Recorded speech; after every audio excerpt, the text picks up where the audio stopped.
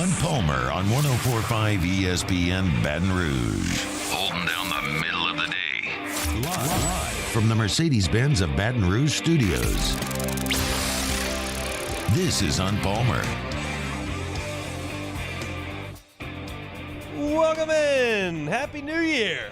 Hunt Palmer coming to you from the Mercedes-Benz of Baton Rouge studio downtown in the capital city on a Tuesday. Casey Gaines and Taylor Sharp back there on the ones and twos. Hope your first work day of the new year getting along quite nicely. Appreciate you hanging out with us. We're locked and loaded the next 2 hours. So much to get to. Sharif Ishak with us in hour number 2, talking Saints and Pels. Got some college football playoff thoughts. Got some LSU basketball thoughts as the Tigers are on the hardwood tonight in Rupp. Talk about that in hour number 2. Of course, we're going to start with the Citrus Bowl, the Cheez-It Citrus Bowl, which as many times as I've said it, never sounds any more appetizing. Just not a good combo. Citrus, Cheez-It, not working, but it was working for LSU yesterday. 63-7 was the final. We talked about it all month. This is going to be a Purdue team that was probably outmanned. Thought they might bring some effort and some energy, and it didn't matter. LSU just beat the brakes. Two things can be true. One, that Purdue was outmanned. They didn't have their best players. They didn't have much depth. And two, LSU played a great game. LSU really played well. I think more of it actually is that LSU played a great football game than it was that Purdue simply had no players. Yeah, they were missing their quarterback. Yeah, their top 2 pass catchers were out. Yeah, their top defensive back wasn't there. But they still had guys out there on scholarship. It wasn't like LSU last year putting John Trey Kirkland at quarterback. This was not that type of deal. That's not being able to field a team. They fielded a team, wasn't very good, and LSU just dusted them. And there are a number of things I want to talk about with the game and then what it means moving forward. But I'll start in this segment with the game itself before we get to what it means moving forward, especially a quarterback in the second segment here. After LSU punted on their opening drive, Kyron Lacy dropped the ball on second down, and LSU punted on the opening drive. It was a clinic on both sides of the ball by LSU. 5 straight touchdown drives. The 6th one ended the half, so it wasn't even a drive, and they came right back out in the second half and went 45 yards on 9 plays for a touchdown. Honestly, they had 8 straight drives where they marched the ball right down the field. One of them ended in a pick in the end zone, which we'll talk about in the second segment. But 8 straight drives, you went right down the field. 7 touchdowns, 1 pick. And then on the defensive side of the football, punt, punt, punt, punt, interception, punt, turnover on downs, interception, punt. 1, 2, 3, 4, 5, 6, 7, 8, 9 drives for Purdue that were all punts, interceptions, or turnovers on downs. An absolute clinic by LSU and really a nice cap to the season. I still maintain this point. I'm like the only one who thinks this way. So I'm probably wrong, but it doesn't change the way that I think. If LSU would have gone out there against this Purdue team and lost 27-20, I don't think we would have gone in next August and said, yeah, they really screwed up the end of last year. I just don't know if this program's headed in the right direction. I just don't feel that way. I don't think that would have happened.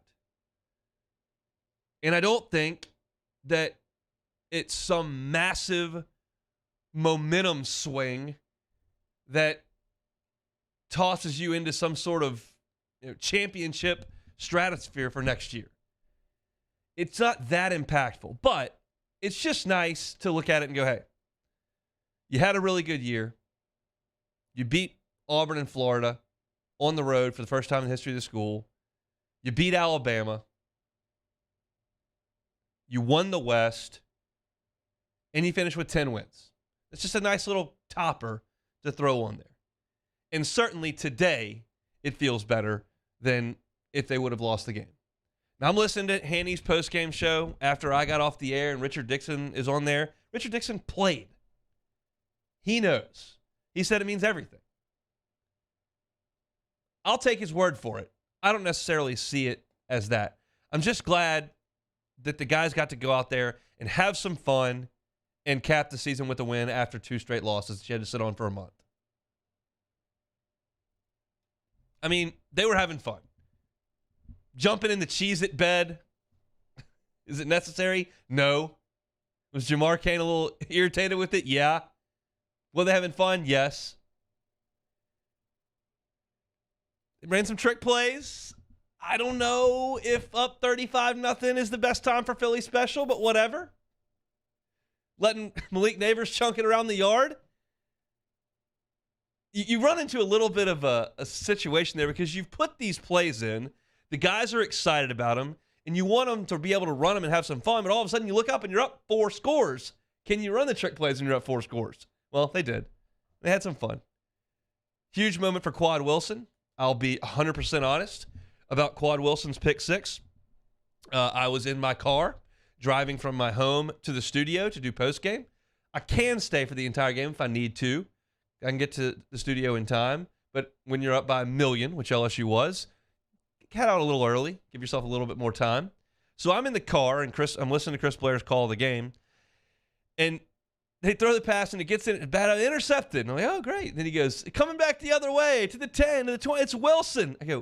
I said this out loud by myself in the car. I go, who the hell is Wilson? I had no idea who it was. But when he said Quad Wilson, oh, yeah, Frank's kid's on the team. I knew that. And that's just a cool moment for him.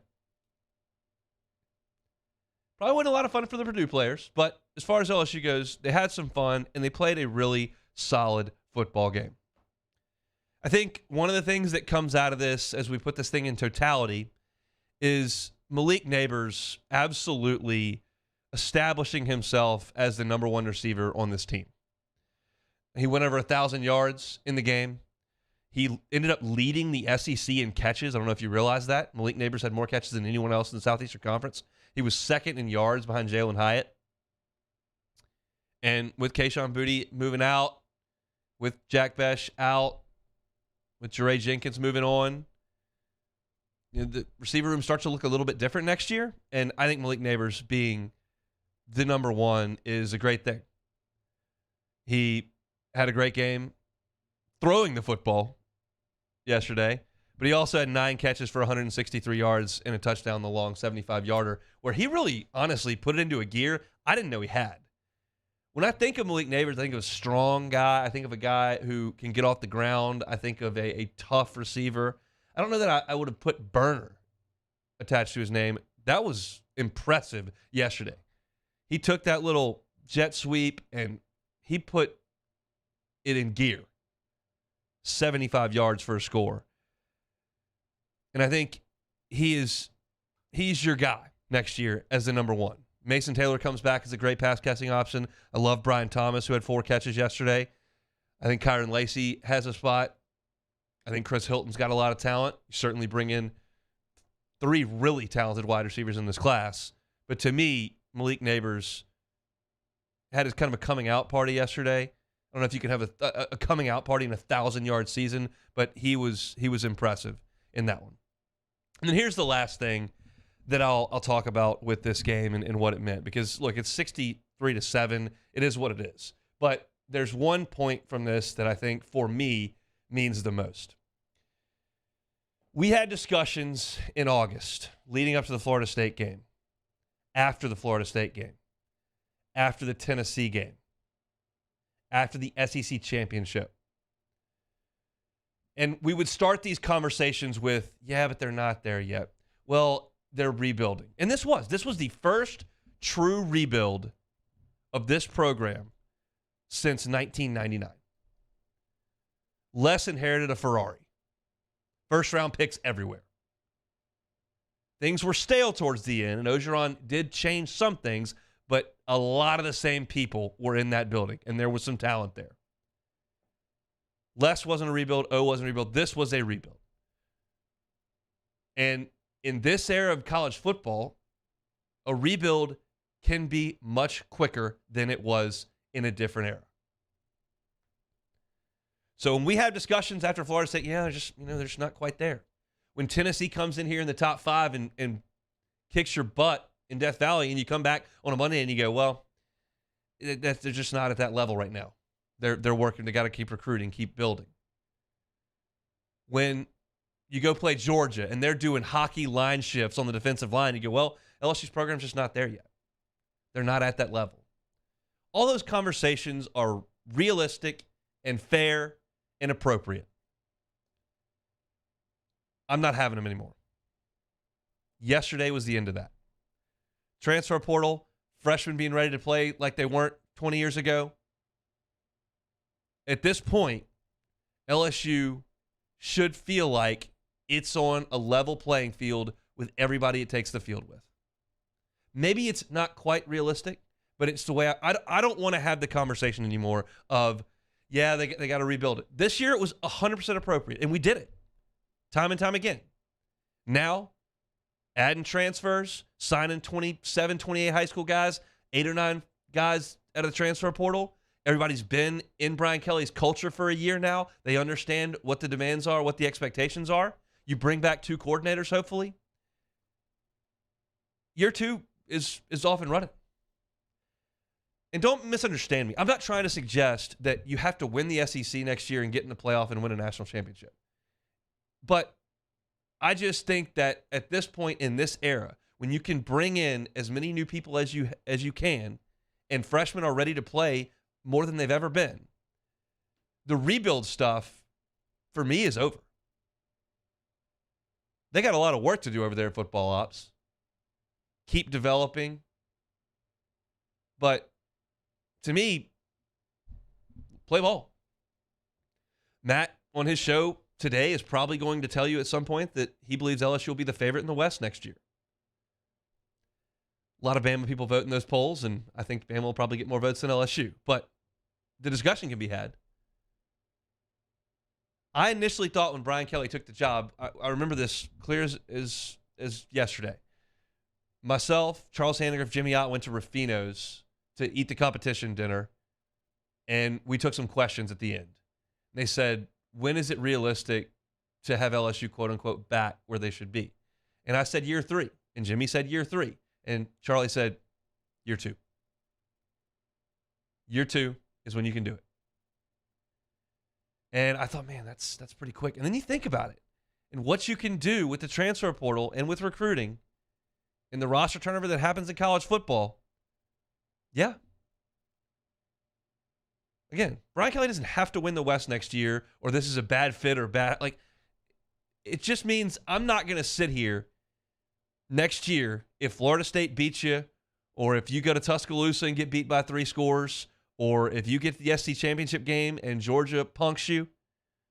It's not going to be a discussion of, yeah, he's got to get his program in order. You just got to give him some time. It's just going to be, they got beat. They weren't ready to beat Georgia this year with that roster and this coaching staff. They should be ready to lace them up next year and go. And that's exciting because that's what it should be. And that's a heck of a rebuilding year to go 10-4, win the West in a bowl game. It's a heck of a rebuilding year. That's what it was. But to me, this is pushing off the dock now. Finish this class, get into spring ball, go to Orlando Labor Day weekend, and push off the dock. That's just the way I see it. Now, the question is, who's going to play quarterback? Well, that got asked yesterday. We'll talk about it next. It's on Palmer Show, 104.5 ESPN Baton Rouge. This is on Palmer. Our listeners fire off their opinions on the jimsfirearms.net hotline at 499-1045. Keep listening for your next chance to shoot us your thoughts with the jimsfirearms.net hotline on 104.5 ESPN Baton Rouge. Bayou Chrysler Dodge Jeep Ram has $10,000 off MSRP on all new 2022 Black Widow Jeep Gladiators in stock. All new Bayou vehicles come with a 1 million mile powertrain warranty and free delivery. If you need sales or service, the crew at Bayou is going to do right by you. There it is, the extra mile, on the border of expected and extraordinary for those willing to go further, like vans customized for work or play, with safety and tech to keep you connected. Supported by a 5-star sales, service, and finance team. And backed by the 1-star you know. So go the extra mile. It's never crowded because so few have what it takes to go there. Mercedes-Benz Vans.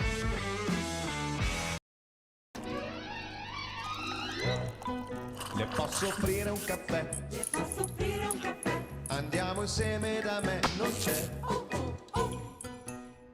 Call Mr. Electric today for electrical repairs, upgrades, and installations. Eli's always been into grilling. It took us a while to see it, but the signs were there. What are you doing, Eli? I knew grilling was my thing. I have been talking about it throughout my career. Happy with the results? I am. Got the new grill from barbecueguys.com. It performed great.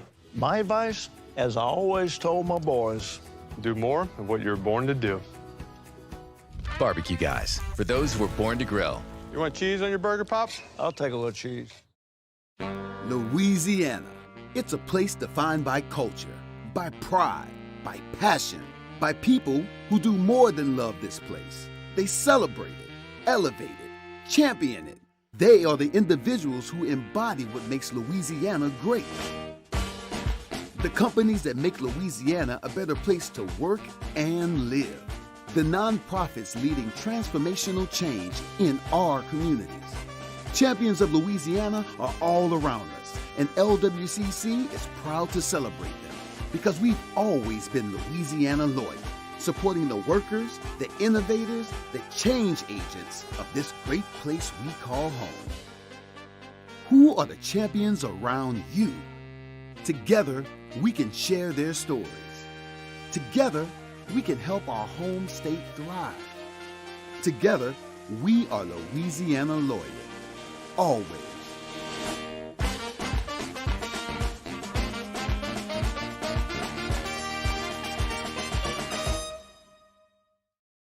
Time doesn't stop, and the world keeps spinning. Community, culture, and communications, the powerful circle that connects us together. We're creating the next evolution, a network built for every possibility, moving faster than ever before, streaming us forward into the future. And the revolution is closer than you think.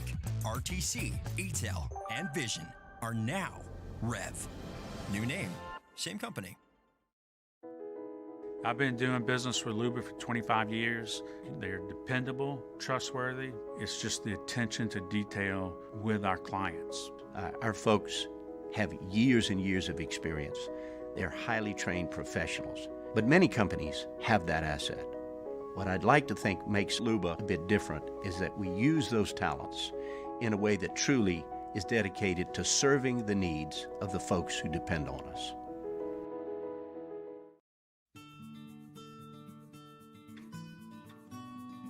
This is a house call.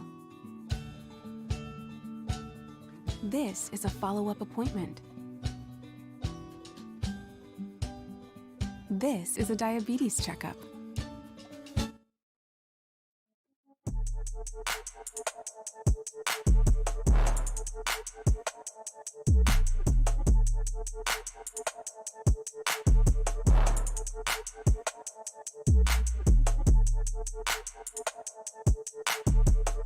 This is Hunt Palmer on 104.5 ESPN Baton Rouge.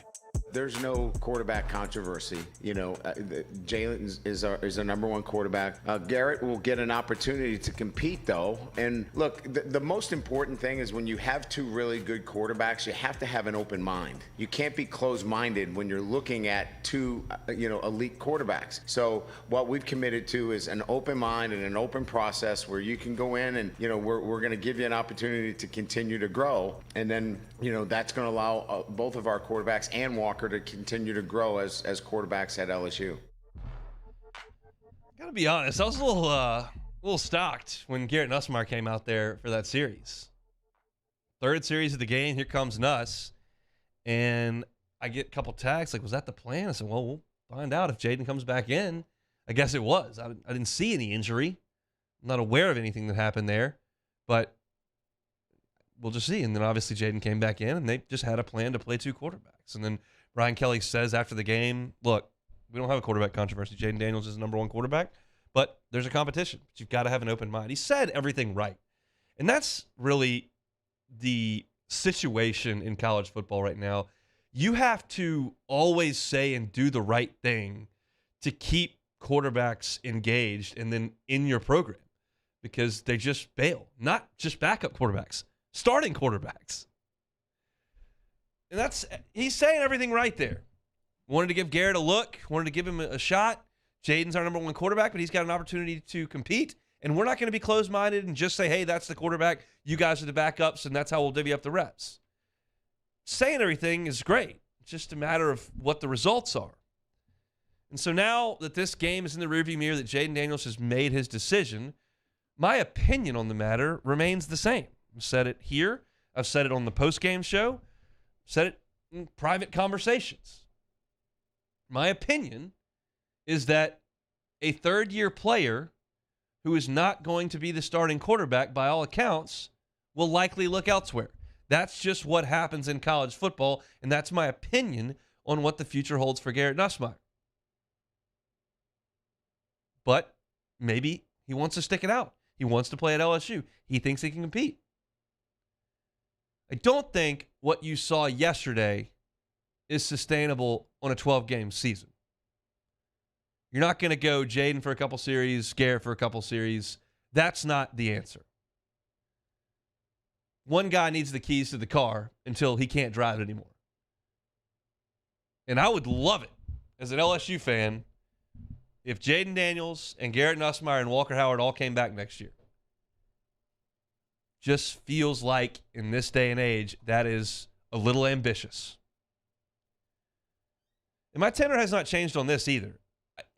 My opinion is if both quarterbacks played 12 games next year, in two simulations, Jaden Daniels is the starting quarterback for 12 games and plays them, and Garrett Nussmeier plays for 12 games, I think that it's more likely that Garrett Nussmeier would reduce his turnovers than it is that Jaden Daniels would become significantly more aggressive. I mean, yesterday was a perfect synopsis of these two guys. Jaden Daniels was incredibly productive in the game. He led a handful of touchdown drives. He was 12 of 17 for 139 yards. He threw a touchdown. He also ran it 6 times for 10 yards a carry. And he took care of the football. That's what Jaden Daniels is. He also held onto the ball in the backfield a little bit longer than some people might like. He used his legs a lot, but it was productive. And then on the flip side, Garrett Nussmeier went out there, made decisions quickly, took chances with throws, showed the arm strength that he has, made some big plays, and threw a pick. Now, the pick was a little bit different than what we generally associate with Garrett Nussmeier. We think of him as gunslinger, fearless, takes chances, puts the ball up 50-50, lets his guys try to go. This was simply just a poor throw. The read was proper. The receiver was open. He just didn't throw it far enough, and he let the Purdue guy go make a play on it. But he still did turn the ball over. And the fact of the matter is that every time he's been out there, he's turned the ball over. It looks really good when it's good because he gets back there, he plants that back foot, the ball's coming out. He's got a big arm. He takes shots down the field. It's exciting. LSU's got a wide receiver room that is capable of making huge plays, and he puts those guys out there. But the ball gets turned over. So the question is, okay, what is the future of the quarterback position at LSU? My opinion is that Jaden Daniels will be the starter next year. Garrett Nussmeier will enter the transfer portal this month or after spring ball, and Walker Howard will stay right there. He'll be the backup for one more year, and then all signs would point that he would be the next quarterback at LSU. Now, this day and age, that's difficult to forecast. Who's to say you don't grab some guy who's started 30 games for Penn State or, whatever. You never know. I wouldn't have thought Jaden Daniels would be the quarterback of this team as of a year ago. Here we are. But it's going to be a lot of fodder until a decision is made. And again, I feel like I'm repeating myself a lot here, but I just want to be abundantly clear. I don't know anything about Garrett Nussmeier's plans or Walker Howard's plans. I know Jaden Daniels' plans now. Comfortable talking about it. He's going to stay at LSU. I don't know what Nussmeier or Walker Howard think. I don't know if Garrett Nussmeier says, I'm ready to start. He has proven he can play. That's another part to this puzzle. Like, it's not he was a highly thought of recruit and he's got a lot of talent. He's going to be a really good. He's proven in time out there he can make plays at this level. In the SEC championship game, in a bowl game against a Big Ten team, he's capable. So he's a guy who has proven he can, and he would get a lot of interest if he were to enter the transfer portal. I don't know if Walker Howard is comfortable sitting another year, or maybe even sitting as the third quarterback for another year when you don't get first or second team reps. I don't know. My opinion is that Jaden Daniels will be the quarterback, Garrett Nussmeier will transfer, and Walker Howard will be the next guy up. And I think there's still a pretty sizable faction of LSU fans that prefer the style of play that Garrett Nussmeier offers to the style of play that Jaden Daniels offers. But I'll tell you this. Jaden Daniels this year threw for a tick under 3,000 yards and ran for another 885. He almost ran for 1,000 yards.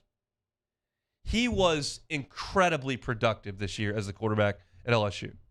We about threw a party when Zach Mettenberger threw for 3,082 yards. Jaden Daniels was about 150 yards short of that. It was a good year. He was wildly productive. They won a lot of games, and a lot of them were because of him. LSU is not even in the game against Florida State if it's not for him. LSU doesn't score a point in the first half against Mississippi State if it's not for him.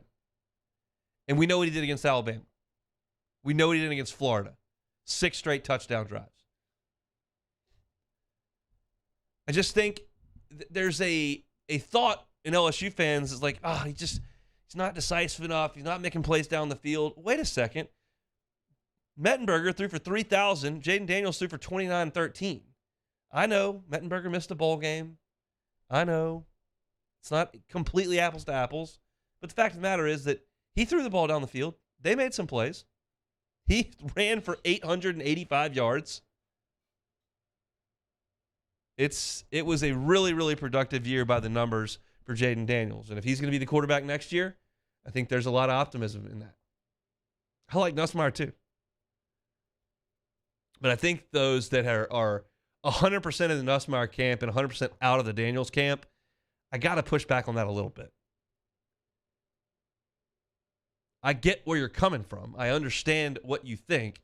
But, man, the productivity is inarguable.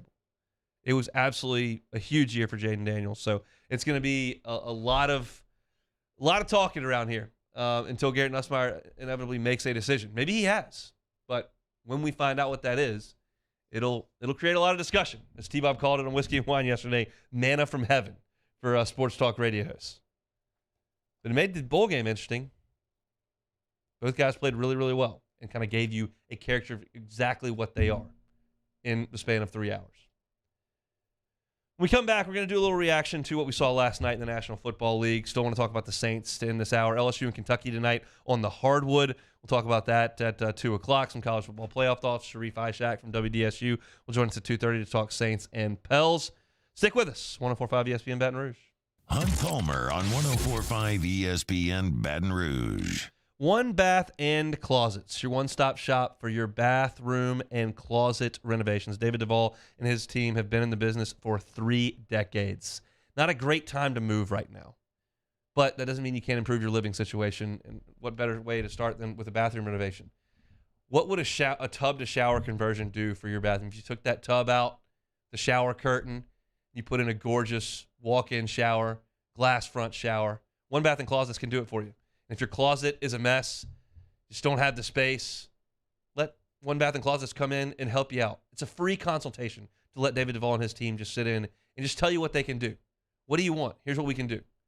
One Bath and Closets, your one-stop shop for your closet needs. If you tell them that Hunt Palmer sent you from 104.5 ESPN, no charge for the installation or the rip-out of the old unit. You just pay for the unit. One Bath and Closets is your stop. They'll do it right the first time and leave the competition behind. One Bath and Closets, onebathandclosets.com. In times of need, get a full list of phone numbers, websites, and other important emergency information on the Demco Stormwatch page at 1045ESPN.com. Bayou Ford has $10,000 off MSRP on a new 2022 Ford F-150, plus no payments for 90 days and 2.9% APR for 72 months. All new Bayou vehicles come with a 1 million mile powertrain warranty. If you need sales or service, the crew at Bayou Ford is going to do right by you. Service Master Elite create clean, disinfected work environments. As a local business, we take pride in serving the New Orleans and Baton Rouge areas. Our cleaning protocols follow CDC and OSHA standards for healthcare settings, offices, senior living, restaurants, and industrial plants. Contact Service Master Elite to get your operation ready for reopening with germ disinfection cleaning.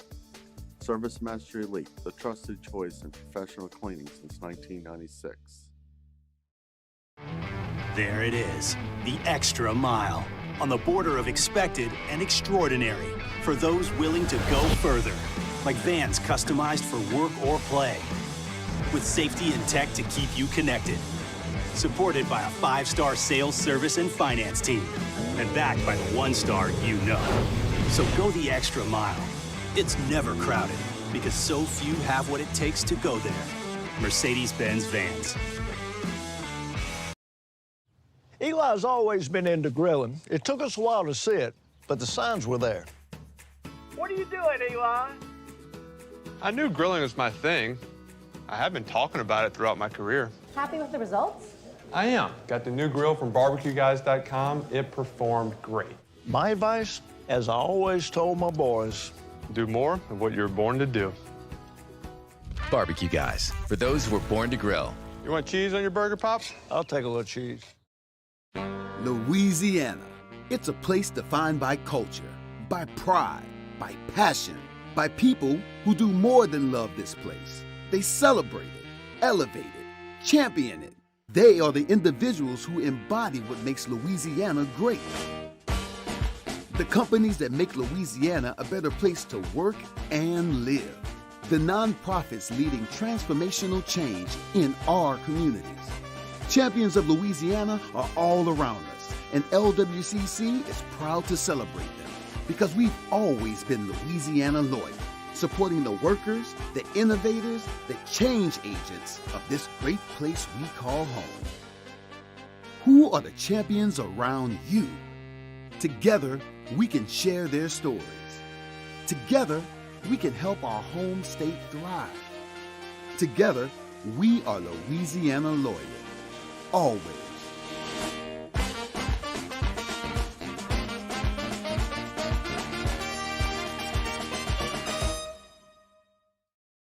Toyota in Opelousas is here to help you ring in the new year with Musso for AFR. No show on Monday, but Matt is back on Tuesday. We're recapping LSU, Purdue in the Citrus Bowl, Saints, Eagles, and more. It's Tuesday's AFR, 3 to 6, 104.5 ESPN Baton Rouge.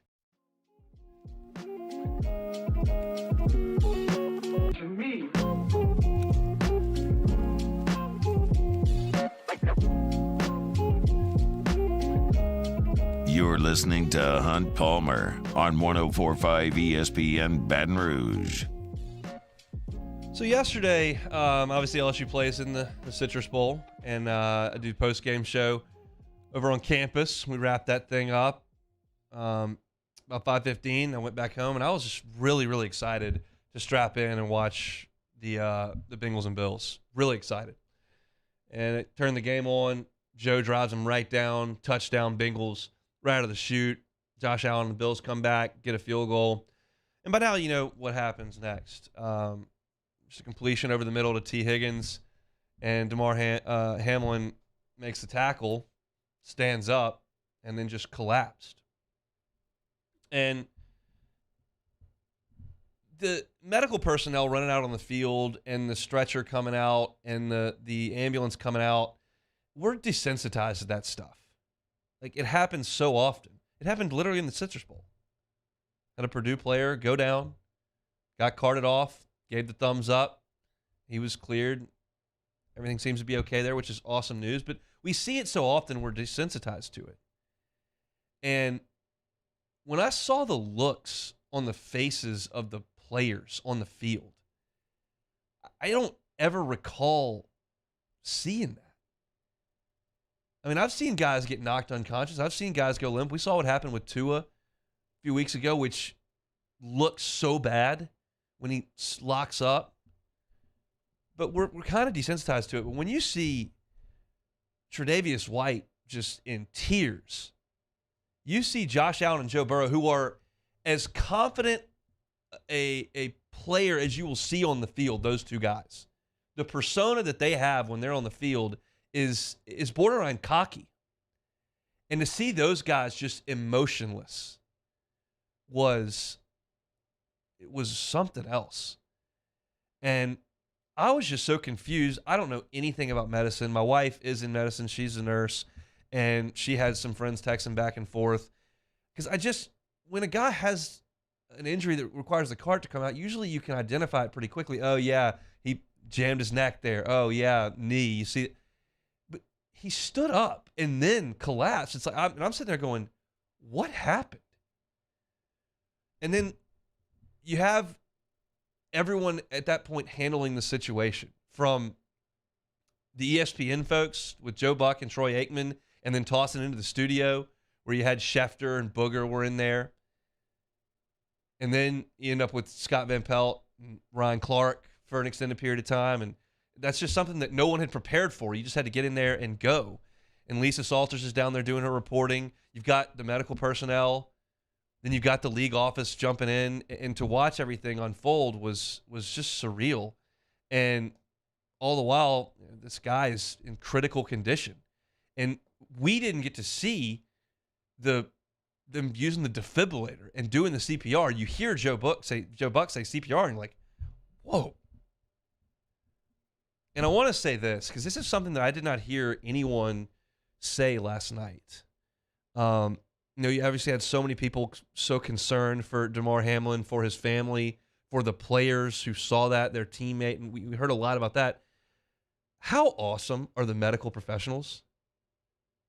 I mean, just that, it blows my mind. Because I think of myself as a reasonably intelligent person. I'm not, these medical professionals, it's another level that can come out there and have the poise to literally bring a man back to life.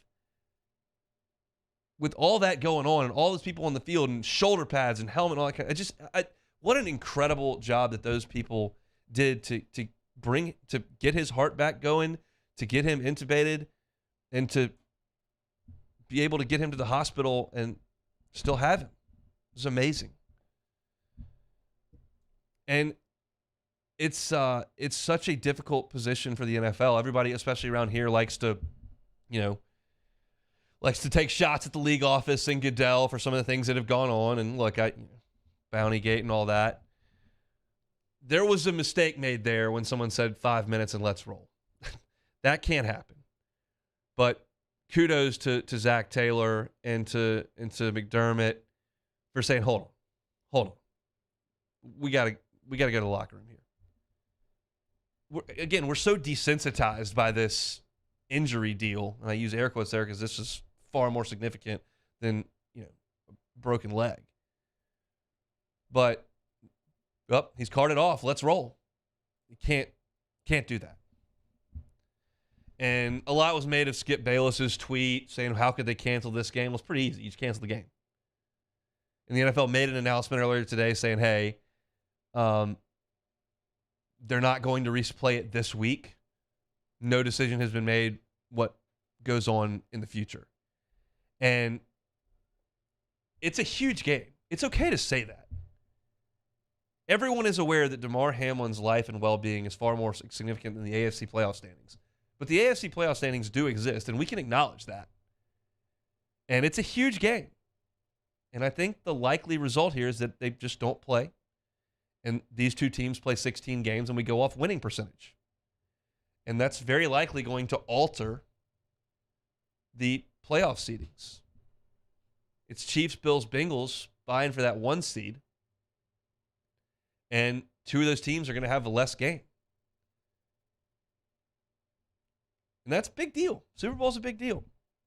But this one, it seems to me to be a fairly easy solution. I've heard people say, hey, back everything up a week. That seems like a lot. I know there's a lot of money at stake. I know there are legacies and careers at stake. But the AFC is going to come down to those three teams, very likely. And I think we just go off the 16 games for those two, 17 for the Chiefs. We decide the one seed by win percentage, and you move forward.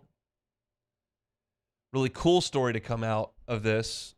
A little bit of a silver lining to an awful situation. Is Damar Hamlin has a charity that helps out underprivileged kids. And folks got a hold of that last night, and you went from a few $1,000s in donations for this Christmas season to well over $3 million have been raised for Damar Hamlin's foundation. That number continues to grow, which is a great, great thing. No updates on the status of Damar Hamlin to this point. The Bills have released a couple of statements. He's still in intensive care, and they'll release things as they become available. But just a scary, scary scene last night in what was supposed to be a huge celebration in the biggest game of the NFL year. Took a turn pretty quick. And it felt, as I was sitting on the couch watching it, I was thinking, man, this is one that you'll never forget. You feel like you're sitting in a history book at that point. You just you don't forget stuff like that. So hopefully all the best for Damar Hamlin and for the medical staff that continues to care for him at this point. Just superhuman to me. We'll come back. Saints got a huge win, but so did the Bucs. So what's next for the black and gold? That's next. This is on Palmer. Our listeners fire off their opinions on the jimsfirearms.net hotline at 499-1045. Keep listening for your next chance to shoot us your thoughts with the jimsfirearms.net hotline on 1045 ESPN Baton Rouge. Time doesn't stop, and the world keeps spinning. Community, culture, and communications, the powerful circle that connects us together. We're creating the next evolution, a network built for every possibility. Moving faster than ever before, streaming us forward into the future. And the revolution is closer than you think. RTC, ETEL, and Vision are now Rev.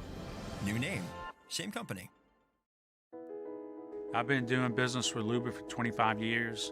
They're dependable, trustworthy. It's just the attention to detail with our clients. Our folks have years and years of experience. They're highly trained professionals, but many companies have that asset. What I'd like to think makes Luba a bit different is that we use those talents in a way that truly is dedicated to serving the needs of the folks who depend on us.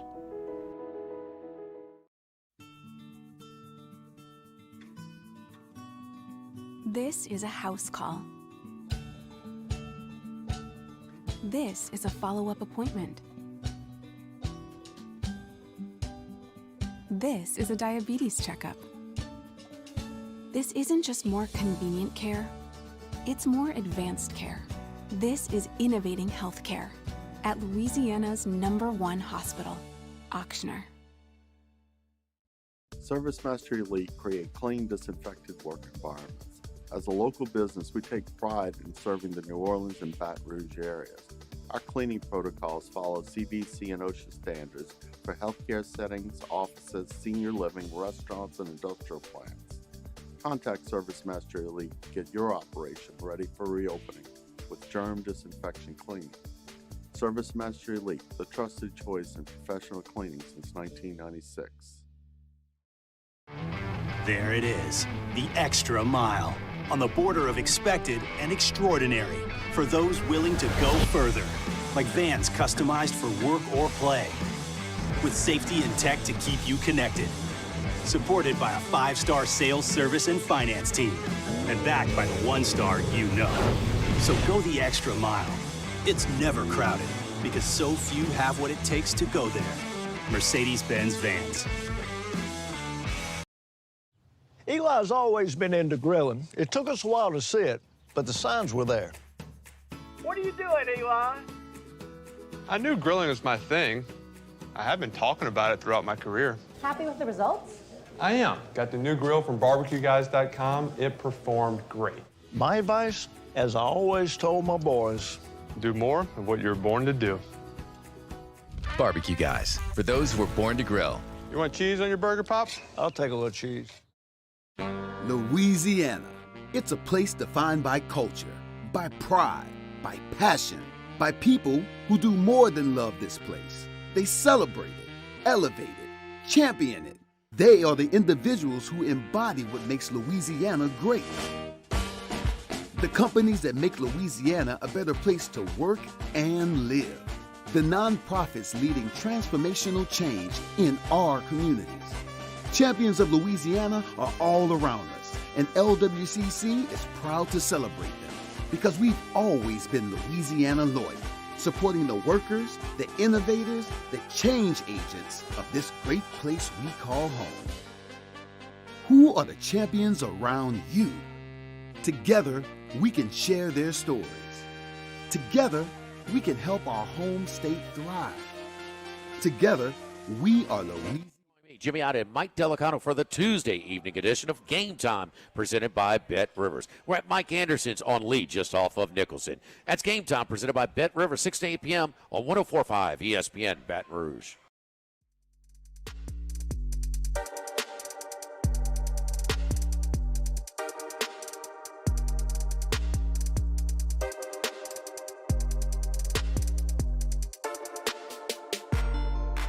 This is Hunt Palmer on 104.5 ESPN Baton Rouge. Saints are red hot, right? 3 wins in a row, beat the best team in the NFC. Not great timing. Could have used some of that back in September. The Saints got their win over Philadelphia, 20-10. Defense was sensational. I don't think Gardner Minshew's going to make the Pro Bowl this year. Realize you're talking about a backup quarterback here, but he did throw for 360 last week, and the Saints really got in his kitchen all day. It's 6 sacks in the game. Had a pick 6, and the defense was great all game long, and the offense just did enough. Dalton was kind of in check down mode, 18 of 22 for 204, did throw the pick. He got sacked 6 times too. But they got Taysom involved. He threw a couple of passes. He ran it 14 times, including 1 for the score. Kamara averaged 4.5 a touch. And it's, what the receiving core has become. Rashid Shaheed, 6 catches. Juwan Johnson has come on. Olave did play. Gave you 4 catches. But the defense was the story. It was a huge win for the Saints because you're looking up and, man, Carolina had a lead early. Is this really going to happen? Can we get this thing to week 18? And you could. Look, it's Tampa's division, and quite frankly, I can't think, I'm not trying not to be hyperbolic here, but I can't think of a worse scenario for the Saints in this season. When you put this thing together in totality, you, number one, did not make the playoffs. Number 2, Jameis did not become your franchise quarterback. You benched him after he got hurt. And number 3, you're essentially going to have the worst draft pick you could have for not qualifying for the playoffs. I mean, I realize they don't have a first rounder, but you're still picking the second round, and it's still in order. So you're backing up in that one too. Wouldn't you rather pick 33rd instead of 47th? And it's just a big mess. Now looking back on it, you wish you might as well have just lost the last 3 games. But they haven't. They've played better. Defense has been good. And you go up there and you beat a really good Eagles team. And then you find out 5 minutes later, tried, but we're not going to the playoffs. So the Saints sit here at 7-9, and the picture just doesn't look any clearer to me with New Orleans. We'll talk to Sharif coming up at 2:30 and get his thoughts on it. You could take some positives from some of the players that I just mentioned, Shaheed and Johnson, Olave. Those are some guys who are not costing you very much money and are playing well early in their careers. And that's a little bit of a positive. But in the big picture, we got a pretty poor salary cap situation. We've got no quarterback. We're not sure about our coach. We don't have a draft pick. And we won too many games late to back that draft pick in the second round up a little bit. I realize that this is a little bit of a cold shower after a nice win and 3 wins in a row and the team's playing better and maybe DA's found something or maybe Pete Carmichael's found something, although I would say if you score 13 points, it's not exactly an amazing offensive effort. And maybe that would be a little more fun of a radio segment to do. Hey, Saints have kind of got it rolling a little bit, 3 in a row, maybe something to build on in the next year, but that's just not the picture I see. I see a team with a bleak outlook for the 2023 season. So we'll put it on the poll. We'll go to Citizens Bank poll question of the day. Does this late season win streak give you optimism for the Saints next season? Yes or no? We talk about LSU all the time. Well, they got to finish this thing on the right note and move into the offseason building some momentum. 63-7, Purdue. You're building momentum into the offseason. Well, the Saints might win 4 in a row to finish things off. Does that, to you, mean they're finding something in this organization? Because at this point, we had a 15-year run where you had ultimate confidence in the head coach and the quarterback. No matter what happens around it, you've got the head coach and the quarterback, and there's a confidence that comes with that. Well, all that's gone. It's not realistic to have just blind confidence in Dennis Allen as a head coach. And the quarterback situation with Andy Dalton out there and whatever comes of Jameis Winston, you can't just lean back on that. It's a question mark. And to me, I think it's more likely that things are not on the up and up and are not rosy than they are. Curious to see what the results of that poll is. We will tell you at the end of the show.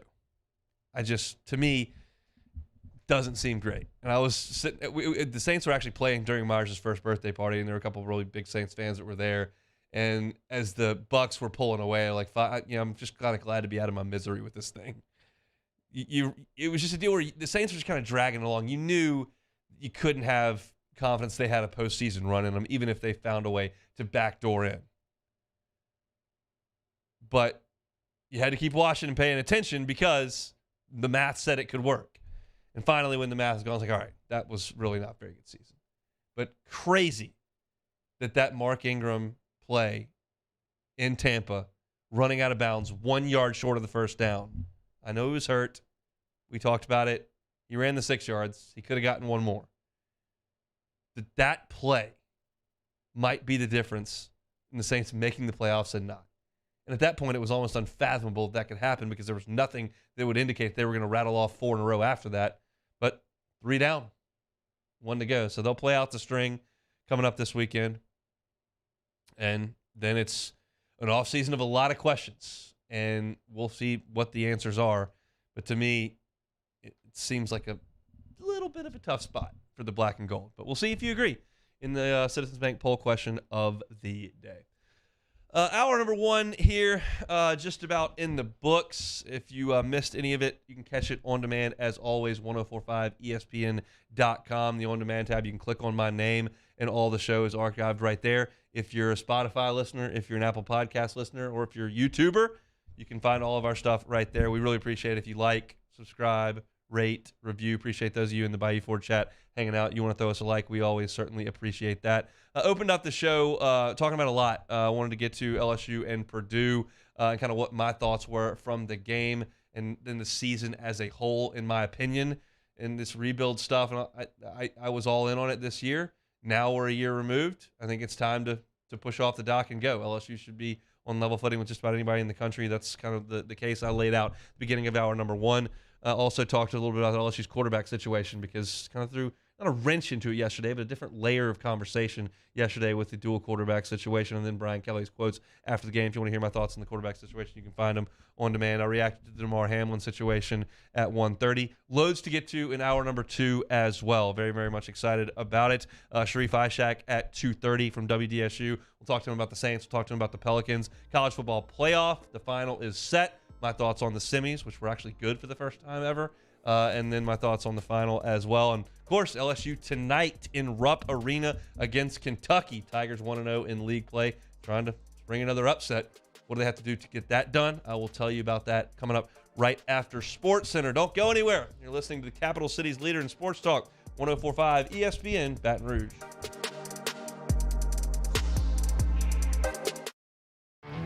There it is, the extra mile.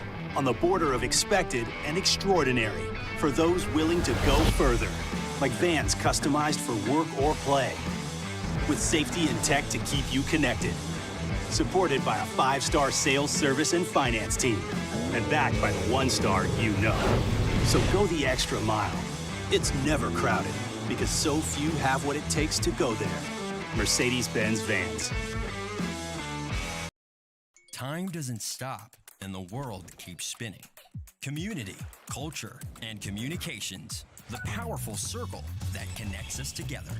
We're creating the next evolution, a network built for every possibility, moving faster than ever before, streaming us forward into the future. And the revolution is closer than you think. RTC, ETEL, and Vision are now Rev. New name, same company. I've been doing business with Luba for 25 years. They're dependable, trustworthy. It's just the attention to detail with our clients. Our folks have years and years of experience. They're highly trained professionals, but many companies have that asset. What I'd like to think makes Luba a bit different is that we use those talents in a way that truly is dedicated to serving the needs of the folks who depend on us.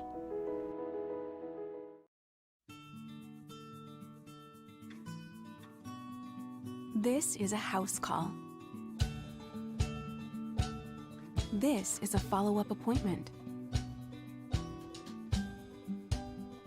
This is a diabetes checkup. This isn't just more convenient care, it's more advanced care. This is innovating healthcare at Louisiana's #1 hospital, Ochsner. ServiceMaster Elite create clean, disinfected work environments.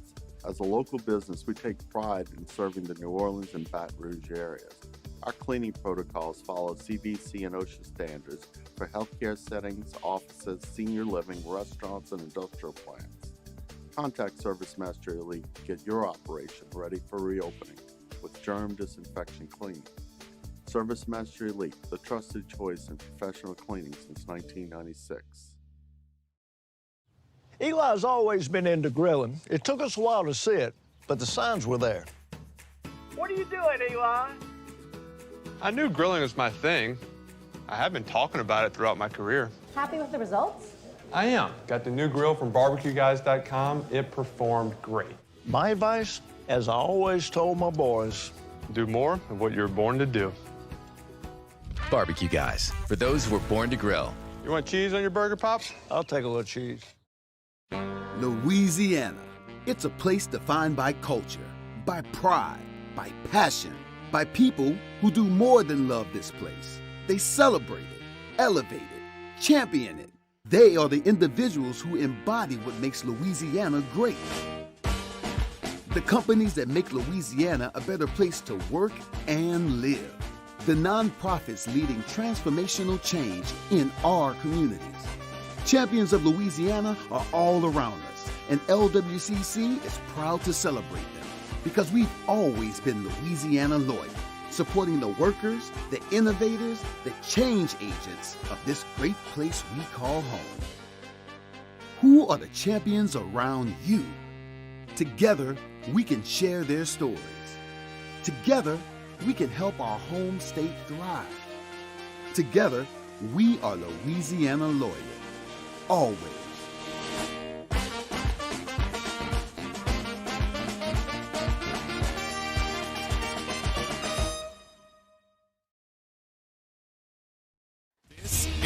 Sports Center. I'm Christine Lisi. The NFL has released a statement saying it continues to be in contact with the medical team caring for Bills safety Damar Hamlin, who remains hospitalized in critical condition after suffering cardiac arrest following a hit in the first quarter against the Bengals last night. Both the Bills and Bengals have been informed their suspended game will not be resumed this week. The league has made no decision regarding the possible resumption of that game at a later date.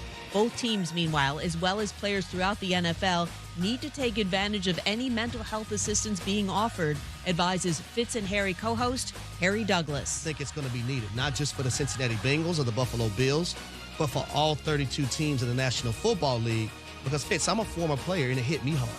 So I can only imagine how it is on the Buffalo Bills and how it is on the Cincinnati Bengals. But when you look across the National Football League and guys that have to go out there and play a game of football that's very violent and physical, the mental capacity, the mental state it has on those guys as well. Stay tuned to ESPN Radio throughout the day, as well as SportsCenter on ESPN TV for the latest on this developing story. Do you own or rent your home? Sure you do. Fortunately, Geico makes it easy to bundle your home and car insurance. It's a good thing, too, because having a home is hard work. Go to geico.com, get a quote, and see how much you could save. Geico.com. Easy.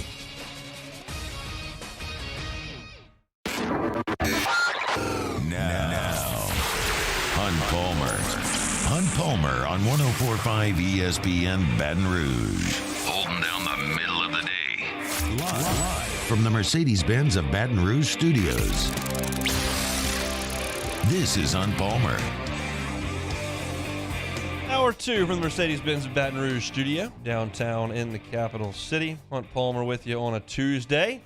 It is Tuesday. That means Pluckers Sports Trivia will be out there tonight, 8:30, Nicholson location. Always a lot of fun. Grab a team. Come on out. Got 5 rounds, live action sports trivia. You can win Pluckers gift cards, cold drinks, great food. Pluckers always a blast on Tuesday. Going to be extra fun tonight because LSU and Kentucky will be on the TV as we are starting up trivia. 7 o'clock tip-off Central Time from Rupp Arena. Tigers and Wildcats. Kentucky 9-4 on the year. Beat Michigan over in London, 73-69, but have lost to the other real good teams on their schedule. Michigan State was a double overtime game that Kentucky lost. Gonzaga beat them by 16 points. UCLA beat them by 10. Then they went to Columbia, Missouri in the SEC opener and got kind of smacked around by Missouri. 89-75 was the final. But the Cats have not lost in Rupp yet this year, and that's what LSU will have to do. LSU has not been very good in Lexington over the years. This is worse than I thought. LSU is 6-46 in Lexington against Kentucky. Of course, won on that dramatic tip-in on the Skylar Mays, Cavell Bigby Williams team. That was a classic game. I was actually at Pluckers to watch that one. Taz and Mitchell hit a big one in 2009 to win the SEC up there. But the Tigers have not had a ton of success in Lexington. They'll have to do that tonight. This Kentucky team is not playing as well as I thought they would. That's pretty obvious with their 9-4 record. I'll give you some metrics, and then we'll get into some personnel stuff with Kentucky and some things that I want to see from LSU in this game. They're the number 13 offensive efficiency team in the country. So top 15 in offensive efficiency, 66 in defensive efficiency. John Calipari's teams have always played good defense because he's got great athletes. He always has a lot of size, rim protection. And you look up, man, Gonzaga scored 88 on him. Missouri scored 89. That's just not what I expect to see from a Kentucky team. They just haven't been quite as good defensively. They're elite on the offensive glass, and that has to do with largely one guy. But they're very good offensive rebounding, number 2 in the country in offensive rebounding percentage. They share the basketball well, 13th in the country in assists per game. They also shoot the 3 very well, which has not been a hallmark of Calipari teams. They are 13th in the country in three-point shooting percentage. So they've got some guys that can knock shots down. The names you know already of Kentucky are Xavier Wheeler and Oscar Tshiebwe.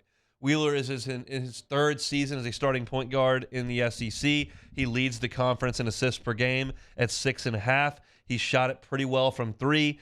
39%. He's averaged about 9 points a game. He's a pass-first point guard for sure. He's also very left-handed. He will go left most of the time, and that's something LSU's got to be aware of with Wheeler, who's 5'9". He's a senior, but he's quick, and he wants to dish. On the wings, they've got a couple of five-star freshmen. Cason Wallace has been awesome for them. Has had a really, really good year for Kentucky. He's a very, very highly thought of recruit, was a top 15 player in the country. He's 48% from three, 29 of 61. That's not a small sample size. He's knocking shots down. He also set the Kentucky record for steals against Michigan State. He had 8, but he's averaging 12 points per game. He's a 6'4" wing. He's a very, very good player as a freshman. Chris Livingston's the other wing, very athletic, hasn't been a huge point producer for Kentucky, only 6 points per game, only takes about 4 shots a game, only has 6 assists the entire year. He's just a really good athlete who's out there to defend, to rebound. He'll clean some stuff up around the rim as well. Jacob Toppin killed LSU last year, and he was excellent against Louisville back over the weekend, had 24 points, which is a career high for him. He does most of his work from the mid-range. His brother, Obi, obviously in the NBA, he's 6'9", 205, good athlete, has not been a very good shooter this year, but he'll do some work from the mid-range and around the rim. Very, very good athlete. And then you know Oscar Tshiebwe, the reigning National Player of the Year, 6'9", 260, 16.5 points per game, 13.5 rebounds per game. He leads the country in rebounding and offensive rebound. He is an absolute force on the glass. It's just very, very frustrating when you're playing Kentucky to deal with Tshiebwe because he creates so many extra possessions for the Wildcat team. He's a nightmare on the glass. And KJ's going to have to deal with it. And, Fountain's going to have to deal with it. You've got to send everybody to the glass to deal with him, or he will get 23 rebounds. He just will. And 9 of them will be on the offensive side. That's 9 extra possessions that you cannot allow for Kentucky. Now, you can't shut Tshiebwe out on the glass. That's not doable, but you've got to limit it. You cannot let him take over the game with second chance buckets. And you got to get a hand in Wallace's face, for sure. Now, LSU has not played a true road game yet. So here we go. Your first time in front of a hostile crowd, playing a really good team. How do you respond to that? Kentucky's going to get a run. They're going to go on a 6-0, 8-0 run. That's going to happen in Rupp. But you can't let it get to 15-0. You got to cut it off and make a play. I don't know who LSU's go-to guy is in that situation. Probably KJ.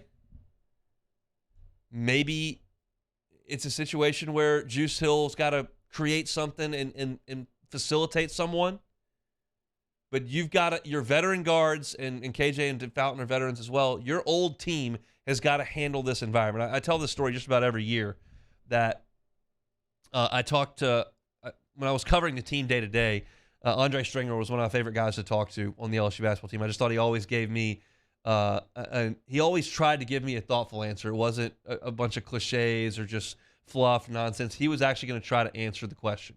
Brandon Taylor was the same way on the football team when I covered him. Now, obviously, work with BT on the pre and post game show. But those two guys kind of stand out as guys who are really trying to give me thoughtful answers. Mason Katz comes to mind too on the baseball side. And he said, Kentucky, Rupp is big and it's full, but it's not the most raucous crowd. Like, it doesn't hold a candle to Bud Walton. The proximity to the court that you deal with in the O-Dome in Gainesville is tough. Rupp's got a lot of older people with money that love their Kentucky basketball. They're there, and it's big and full. It's not necessarily the most raucous environment, but it'll get rocking tonight if LSU can't contain these runs that Kentucky will go on. It's not a desperate Kentucky team, but it's one that may be feeling a little bit against the ropes because they've been tested like 5 times, and they've only passed once. Michigan's the only real win on that schedule at this point. All the other good teams they played, they've lost. And that's just not acceptable up in Lexington. Like, you can't get by with that. So as far as where the pressure is, it's all on Kentucky. LSU's got a free swing at this thing. Weren't supposed to win last week, found a way to beat Arkansas. Not supposed to win tonight. I was a little surprised at the line when I saw it. 10-point spread on FanDuel. Got to give them a few points for home court, so it makes a little bit more sense when you think about it. But I saw it. I guess it's just that it was double figures. Like, really? 10? So LSU's significant underdog, but can they go and spring another upset? I'll tell you this. LSU finds a way to win this basketball game tonight, you may have a ranked basketball team next week. They got to play another game. But they may be ranked, which doesn't matter at all. But not something I thought I would say out loud. So how much of what we saw last week against Arkansas was real and how much of it was just a one-night thing? We'll just see. It's LSU and Kentucky tonight at 7 o'clock from Inside Rupp. Got to get on the glass. Got to get a hand in front of Case and Wallace. C.J. Frederick as well. Those guys can flat out shoot the basketball, so LSU will have their hands full tonight. I picked Arkansas to beat LSU last week. I can pick Kentucky again to beat LSU in this game. Certainly not one that I think that LSU will win, but we'll see. We'll see what they can do. I'll be at Pluckers taking it all in, so if you're looking for a place to watch the game, go on by Pluckers and then play some sports trivia with us as we get into the second half. Tigers and Cats tonight at 7 o'clock. You can hear it on Eagle 98.1 pregame starting at 6:30. It'll be Chris Blair and John Brady on the call. Sharif Ishak going to be with us in 20 minutes. When we come back, I got some thoughts on the college football playoff. I'll give those to you next on the Hunt Palmer Show. Hunt Palmer on 104.5 ESPN Baton Rouge. You know, one of the things I love about betting on the NFL, I'm always finding new players or game props that I like. And what's cool about the FanDuel Sportsbook, you can combine those props with other bets from the same game to score an even bigger payout. Perfect for the games coming up this week. You can bet on quarterbacks passing yards, running backs to score a touchdown over the total. It's easy to use. You can live bet during the game. The best part is when you win, you get paid fast. There's no feeling like nailing a same-game parlay. So lock in your bet today on the FanDuel Sportsbook. If you're new to FanDuel, sign up today with the promo code 1045ESPN for your no-sweat first bet up to $1,000. That's promo code 1045ESPN. Make every moment more with FanDuel, official sportsbook partner of the National Football League. Must be 21 and present in Louisiana. First online real money wager only. $10 first deposit required. Bonus issues, no withdrawable free bets. Expires 14 days after receipt. Restrictions apply. See terms at sportsbook.fanduel.com. If you're somebody who knows a gambling problem wants help, call 1-877-770-STOP. In times of need, get a full list of phone numbers, websites, and other important emergency information on the Demco Stormwatch page at 1045ESPN.com. There it is, the extra mile, on the border of expected and extraordinary, for those willing to go further, like vans customized for work or play, with safety and tech to keep you connected. Supported by a 5-star sales, service, and finance team, and backed by the 1-star you know. So go the extra mile. It's never crowded, because so few have what it takes to go there. Mercedes-Benz Vans. Time doesn't stop, and the world keeps spinning. Community, culture, and communications. The powerful circle that connects us together. We're creating the next evolution. A network built for every possibility. Moving faster than ever before. Streaming us forward into the future. And the revolution is closer than you think. RTC, ETEL, and Vision are now Rev. New name, same company. I've been doing business with Luba for 25 years. They're dependable, trustworthy. It's just the attention to detail with our clients. Our folks have years and years of experience. They're highly trained professionals. But many companies have that asset. What I'd like to think makes Luba a bit different is that we use those talents in a way that truly is dedicated to serving the needs of the folks who depend on us.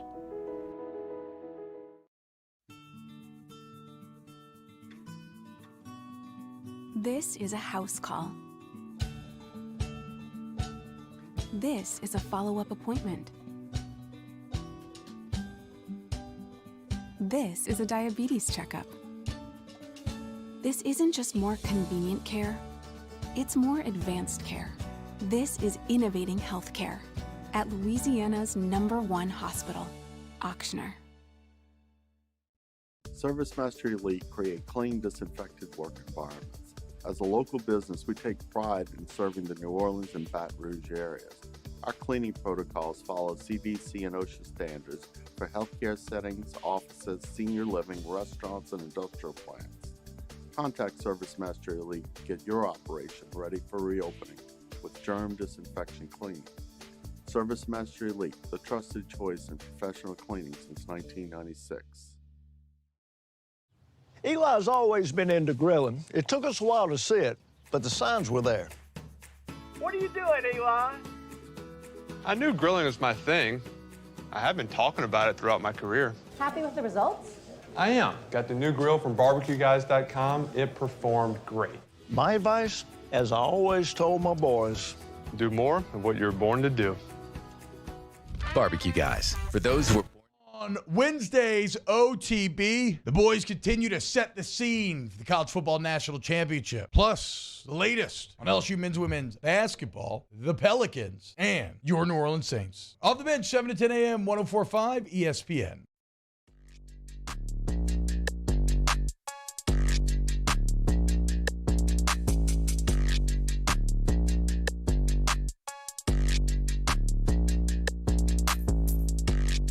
You're listening to Hunt Palmer on 104.5 ESPN Baton Rouge. How about those college football semifinals? Did a whole segment, the last show of the year, on how average margin of victory, 21 points. Only 3 of the 16 games have been good over the years. More games decided by 30-plus points than one score. And then all of a sudden, these 2 games delivered. They were great. In the Ohio State-Georgia game, that's the roadmap to beating Georgia. C.J. Stroud, 348 yards, 4 touchdowns, no picks.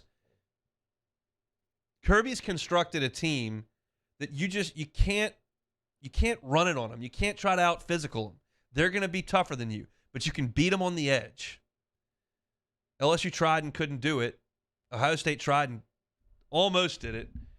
I mean, that play that Stroud makes in the first half where he evades like 4 guys trying to sack him, throws a touchdown pass to Harrison, put him up 21-7, was nuts. And you're in the middle of the third quarter. It's 35-24 Ohio State. Georgia misses a field goal. It feels like that Ohio State could deliver the knockout punch there, but they can't. And then, look, Georgia gets the ball down 6 with 2 minutes to go, and he makes 3 huge throws. And I was listening to Whiskey and Wine yesterday with T-Bob and Matt. They were over at Don Juan. And Matt was saying, like, Stroud, I mean, anybody could do what Stetson Bennett's doing with all the pros around him. And I don't see it that way. I was on T-Bob's side of the deal. We realized that Stetson Bennett threw for 398 yards and 3 touchdowns and ran for another one against Ohio State. He made throws in the second half to beat Bama in the national championship game. I mean, I'm not saying he's going to be the first pick in the draft. I don't think he should have been at the Heisman Trophy ceremony. The guy's good. Almost 4 bills yesterday, or in the game. And, Ohio State just about did everything you've got to do. And they just couldn't quite get it done. I thought they had 3 plays to improve the field goal position once they had the nice run into Georgia territory. And they couldn't advance it far enough. And then they had to settle for a 50-yarder that looked like me on the third tee box. Just starting left and going left. It's a lot to put on a kid trying to make a 50-yarder there. Didn't get it done. Heck of an effort by Ohio State. But Georgia survives. And in the Michigan TCU game, it was going to take if they play that game 10 times, I think Michigan wins at 7 or 8. I think Michigan's the better team. But TCU is going to have to catch some breaks, and did they ever? Michigan gets inside the 2 twice and can't score a point. I don't know that Philly special is the best call on 4th and 2. Not with that offensive line. And then you get 2 pick sixes. And yes, they forced them, so you can't say that's just some sort of fluke, but you can't bet on a pick 6. And TCU gets that. So you take those 2 times inside the 5, no points, and 2 pick sixes. That's theoretically 28 points. But Michigan wouldn't die. I thought the 59-yarder right before the half was a huge shot in the arm for him. Made it 21-6. And then the last play is the one that you got to talk about is they didn't call targeting. That's called targeting every week. He led with the crown of his helmet, hit him in the head and neck area. It wasn't a launch, but it was targeting by the rule. And if you're in the camp that says, hey, you just can't make that call there, I disagree. Like, they're still playing. You got to play by the rules. It's like the people that say you swallow your whistle, you can't make that call when there's an off-the-ball foul in a basketball game with 4 seconds to go. It's a foul. They're playing. That's part of the game. It was targeting. I thought for sure they were gonna tack that on at the end. And they made the decision that it wasn't. I haven't heard an explanation as to how they arrived at that decision. But to me, that's got to be targeting. So it sets up a national championship with Georgia and TCU. We'll make picks later and in the week, and I'll pick Georgia to win by a lot, I'm sure. But I do think it's a great thing for college football that TCU is in this game. Yeah, I love watching the big brands. I think Georgia and Ohio State is awesome. But for TCU to earn it, to beat Michigan, who had been undefeated and been in the playoff 2 years in a row, it's just a little bit different. And I think I was scared in the beginning of the season that we were looking at and going, man, isn't this just Ohio State, Georgia, and Bama, and then that's it? And that's probably a stupid thing to say. But it felt that way to me back in August. And turns out Bama lost a couple of games on the last play. And Ohio State couldn't get by Michigan. And then couldn't get by Georgia. And you got some fresh blood. You've seen a lot of Clemson, a lot of Bama, a lot of Ohio State. Now you got a lot of Georgia. And to have somebody different is interesting. And TCU is fairly easy to pull for me. I think Duggan is extremely likable. And it's a fun little story that they've cropped up, and they're one game away from being legends. Again, at this end of this week, I'll probably pick Georgia to win the game by 20 points. But it's a great story that they were able to get it done, and they needed some interesting stuff, and a couple goal line stands and 2 pick sixes will get you home. And TCU just kept scoring on that Michigan defense time and time and time again. Duggan was a warrior, making plays off schedule, getting hit, making throws time and time again. So really, really cool day of 2 semifinals. It's about time that we got quality semifinal games in college football. It's just been too many blowouts. And I'm totally on board, as I've said many times, with the expanded playoff to get some of these other games played that are meaningful, because we know what's happened in the bowl games. LSU's been perfect evidence of that 2 years in a row. Let's get more people involved in the playoff, more games. I'm all for it. We'll crown a champion a week from yesterday over in SoFi Stadium, Ohio State and Georgia. I want to remind you to check out dropbiscuit.com. Browse our growing library. While you're there, you can subscribe to Pops, Fame, You Talking to Me, For the People, Well Stated, or whatever Southern flavored audio biscuit you may fancy. That is dropbiscuit.com. Before we get to Sharif, which we'll get to in about 7 minutes, we'll talk Saints and Pels. Wanted to do a little bit of a quick look around the Southeastern Conference tonight. Everybody kind of back in action after the New Year's holiday.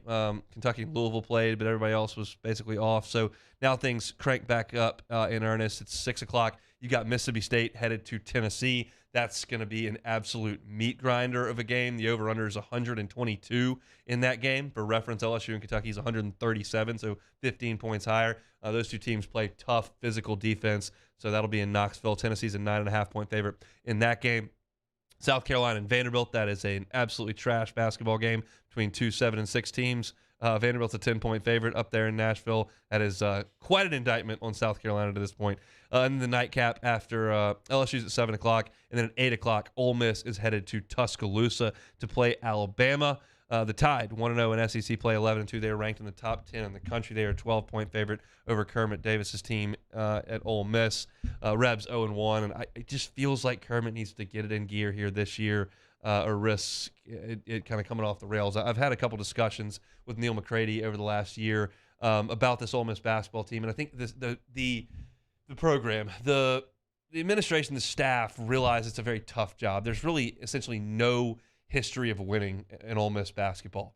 Got Marshall Henderson show up from time to time, but it hasn't been great. And they know that they're not some sort of power, so the expectation level is not super high there. But if they have another tough season, they don't make an NIT, they're under 500 in the league, I think that they may make a move. They do have a brand new arena, the Pavilion, that's been there for a few years, and you gotta put a little bit better product than they've had the last couple of seasons. Last year got ravaged by injury. This year, just bumpy out of the gate. They're sitting there at 6-5 and 0-1 in SEC play. So I think the Tide will roll in that one. Will they win by 12? Probably. I'll probably take them there. So those are your matchup tonight. Mississippi State at Tennessee, South Carolina at Vanderbilt, LSU's at Kentucky, and Ole Miss is at Alabama. We'll give a recap of some of those games coming up on the show tomorrow. I want to remind you one more time, Plucker Sports Trivia tonight, 8:30, Nicholson location. You want to come on by, you can come at 7 o'clock when LSU tips off. That game will go final about 9 o'clock, and we'll be full steam ahead on trivia at 8:30. So grab a team, come on out, win some gift cards, have something cold to drink, something good to eat, and let's have some fun tonight on a Tuesday night. We're there every single Tuesday at Pluckers on Nicholson. Take a time out, come back. Sharif Ishak, WDSU, next on 104.5 ESPN Baton Rouge. Hunt Palmer on 104.5 ESPN Baton Rouge. New year, how about a new car? Bayou Ford, check out the inventory, BayouFord.com. Whether it's your Explorer, Expedition, F-150, F-250, they got your Broncos, they've got your Mustangs. They got you covered over there at Bayou Ford, the entire inventory right there at BayouFord.com. And they keep it updated as inventory comes in and as it rolls out. If they don't have exactly what you want, keep checking, or just call Ben Gagne and his crew up and say, hey, let's customize a vehicle. This is what I want. And he'll go, okay, let's do it. And they'll get it done for you in 60 to 90 days. That car will be turned around and driven right to your front door by one of their 6 full-time drivers. Check out the inventory at BayouFord.com. BayouFord.com. Bayou Ford, what they're going to do right by you. Our listeners fire up their opinions on the JimsFirearms.net hotline at 499-1045. Keep listening for your next chance to shoot us your thoughts with the JimsFirearms.net hotline on 104.5 ESPN Baton Rouge. Le posso offrire un caffè? Andiamo insieme da me, non c'è. Call Mr. Electric today for electrical repairs, upgrades, and installations. Follow us on Twitter at 1045 ESPN to cast your vote in the Citizens Bank and Trust poll of the day. Vote daily inside Off the Bench, anytime. Hunt Palmer. And after further review, Citizens Bank and Trust brings you the poll of the day via Twitter at 1045 ESPN.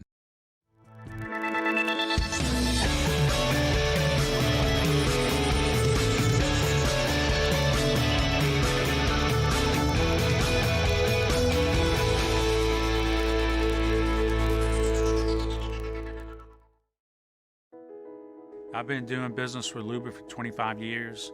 They're dependable, trustworthy. It's just the attention to detail with our clients. Our folks have years and years of experience. They're highly trained professionals. But many companies have that asset. What I'd like to think makes Luba a bit different is that we use those talents in a way that truly is dedicated to serving the needs of the folks who depend on us. Time doesn't stop, and the world keeps spinning. Community, culture, and communications, the powerful circle that connects us together. We're creating the next evolution, a network built for every possibility, moving faster than ever before, streaming us forward into the future. And the revolution is closer than you think. RTC, ETEL, and Vision are now Rev.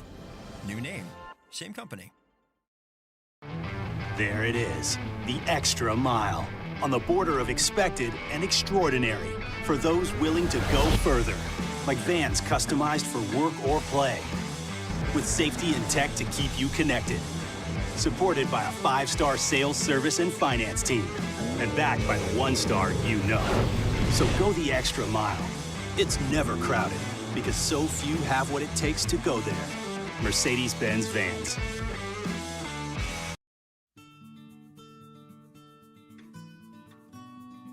This is a house call.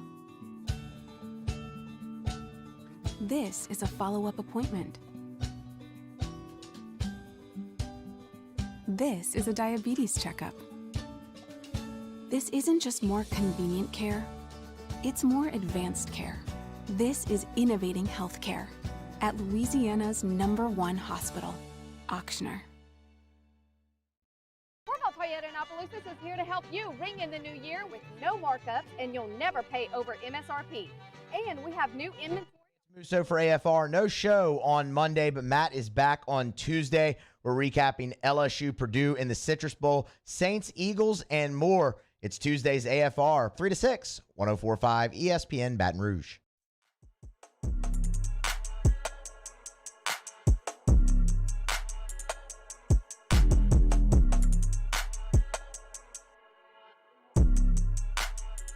This is Hunt Palmer on 104.5 ESPN Baton Rouge. Head on out to the Jim's Firearms Hotline, as we do each and every Tuesday at 2:30, and talk with our guy, Sharif Ishak from WDSU. Sharif, Happy New Year. How are you, sir? Happy New Year. Making the drive back home from... We lost you there, but you got us? Can you hear me? Yeah. Ooh, we're breaking up. Call him back, Casey, and we'll rehook that up. Got Sharif driving back from somewhere, maybe Dallas. Maybe he was in... I wouldn't be driving from Philly. He could have covered Tulane, I guess. I don't know where in the world Sharif was or where he's driving back from, but a lot going on in the New Orleans world with the Saints, with the Pels, and, of course, with Tulane as well, as the Wave won the Cotton Bowl. Biggest bowl win for them in like 80 years. So we'll get Sharif's thoughts on that as well. If we can get a little better connection with him. I'm curious to see what Sharif thinks about the Hoodats and what they accomplished over the weekend. But we want to start with Tulane. And I think we're close to getting Sharif there, because that was a nuts game. Every time I looked up at the score, it looked like USC had kind of separated there, gotten the 2-score lead, and Tulane just kept coming back. And then once you saw that incomplete ruling, and then they went and did the review, and you saw the replay, like, nope, that's gonna stand as a touchdown, and it sure did. And Tulane got the win. Sharif, I think we got you now. How about the Green Wave? Don't have him yet. Phone issues to start the new year. I'm gonna blame this on Sharif. That's what I'm gonna do. I'm just gonna blame this. I got grief from this station for years based on my cell phone coming on Matt's show at 3:15 every Friday. If it's gonna happen to somebody else, I can blame it on Sharif. Sharif, are you there? I am here. Can you hear me? Beautiful. I got you loud and clear. How about the Green Wave? All right. Green Wave are awesome, or is awesome. I don't know if it's plural or not. I'm going to go Wave is awesome. Yes, that was a great game yesterday. Probably the craziest game I've ever covered. And I've covered some crazy college football, baseball games in my life, as you know. And that was fun, man. That was a great way to, wrap up the season, and greatest turnaround in college football history, man. That was fun, man. I'm happy to be able to cover Willie Fritz's team this year. How did they do it? How did they go from 2-10 to winning the Cotton Bowl? Belief. I mean, and plus they had a lot of great weapons on that offense. I mean, Tajay Spears is probably going to be a second or third round pick. He was the American Athletic Conference Player of the Year. Michael Pratt didn't have the great game to start, but he was clutch in those final two drives, especially on that final drive where he ran for a fourth down, then he completed a 24-yard pass on a fourth down. So it's just they got playmakers all over the field. Defense was shaky, but who's going to play great against Caleb Williams? I mean, he was lighting it up yesterday. It was doing anything and everything possible to score points in that defense. But, man, it's just a good team. They make plays at the right time, and that's exactly what they've done all season long. That safety, I think, really, really sparked it and really got it going. May not have played a great game defensively, but I think that was the biggest play to really completely turn it around. Who's the best college football team in the state this year? It's probably Tulane. Rightfully so, it's Tulane. I mean, considering the turnaround and everything that they've done, I mean, it has to be Tulane. And it's not disrespect to my school, which I love, by the way. I'm not going to agree. I'm not going to let Tulane folks have that. Not since they won that super regional back in, what was that, 2001? Yeah, I can't. I'll never get over it. So, all right, let's talk Saints. Is it a good thing that they've won 3 games in a row? Yeah, it's progress going into next season. At least like with some of the young talent that they're going to have 2023 season. I mean, that's about as best as you can get. One thing I told you, game, I said the Saints needed to control the clock. They kept them off the field. The defense, they started the game with three and outs, almost had the entire first half without giving up a first down into that final pass. But, they did a really good job in that game defensively. Cam Jordan finally broke the record. They got to Gardner Minshew for pretty much the entire game, whether if it was linebackers, Carl Grant, or Cam Jordan, they kept the pressure on it. But keeping them on the field. And that was the the mission at hand, control the clock, and they did that for 37 minutes.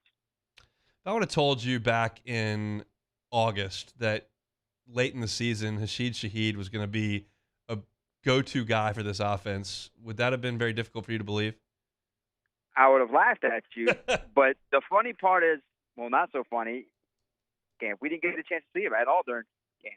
And, he broke all the records at Weber State, Damian Lillard's, alma mater. I mean, person you might know from that school. But they brought him in as a high undrafted that they were very high on when they signed him after the draft. And, it's panning out so far. And the future is certainly bright, at least at receiver with he and Chris Olave. Plus, you got Juwan Johnson, who makes good plays. So at least you're getting to see a lot of those players and the younger players like Caden Ellis, Carl Granderson. They continue to make plays, and that's exactly what you want to see with these young players and give you going into the offseason so they can have some questions answered. I'd like to get a check with Nick Sirianni as to why he determined they were going to throw at Marshawn Lattimore the entire second half. Did not seem to me to be the wisest decision, and it finally bit him. Yeah, he was playing pretty well during that entire game, too. He was making some really clutch plays, and then he finally jumped that route.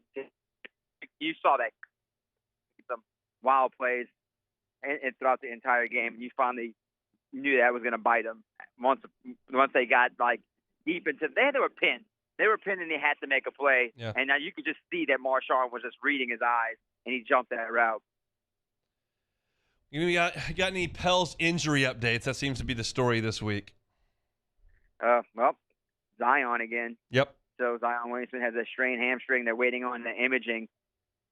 Today he said he's going to be out tomorrow, at least tomorrow. And I hope it's not a long-term injury. They're waiting for that imaging, and I hope it's not longer than a week or two.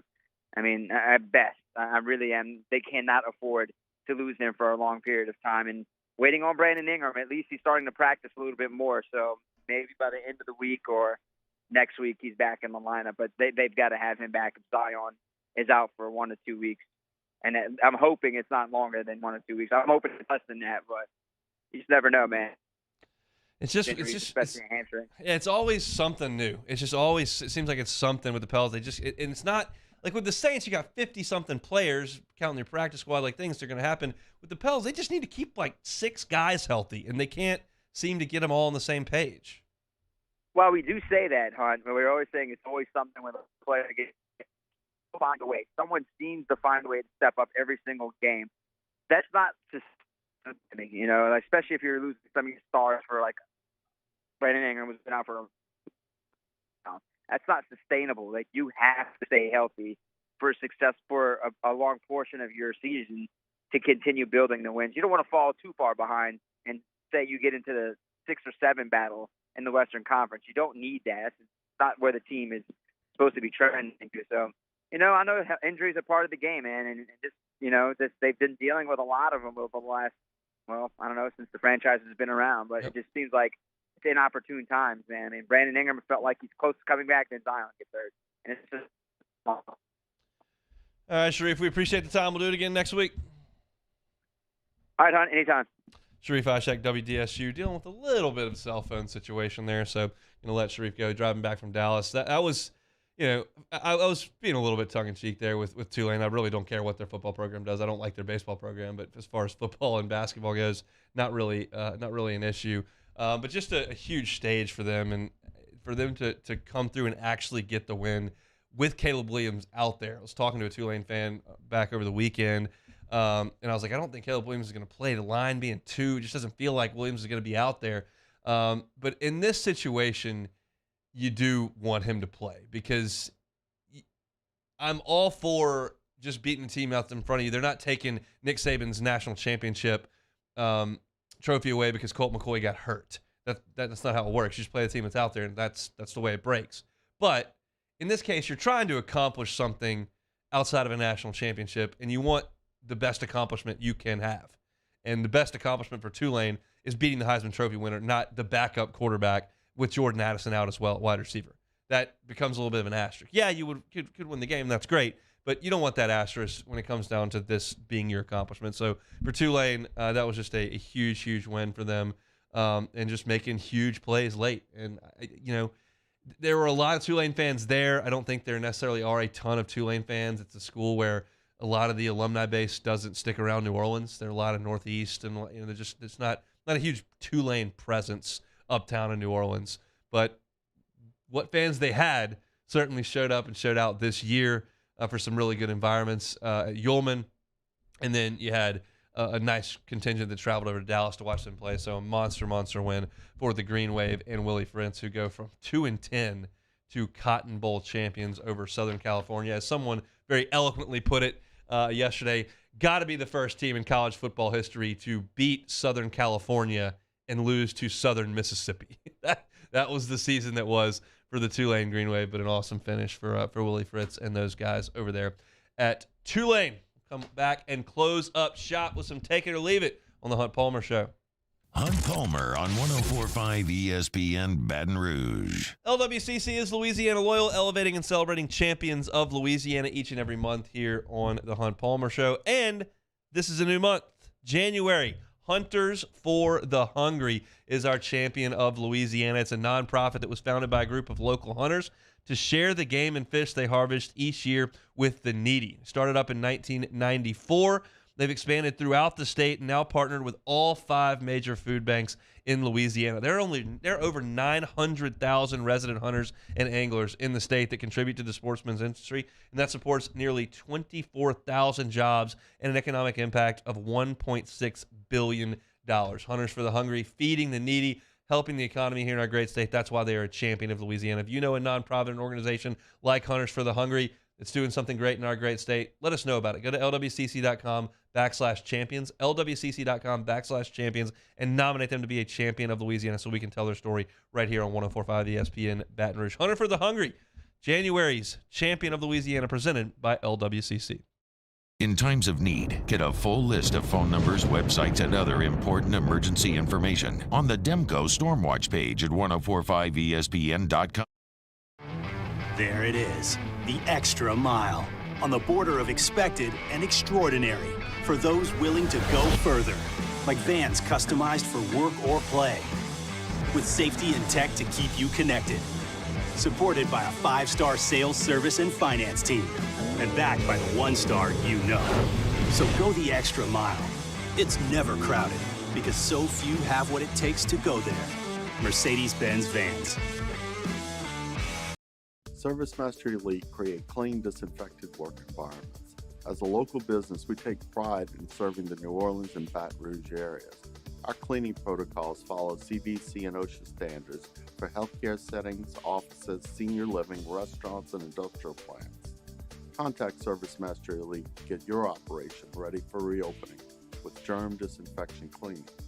ServiceMaster Elite, the trusted choice in professional cleaning since 1996.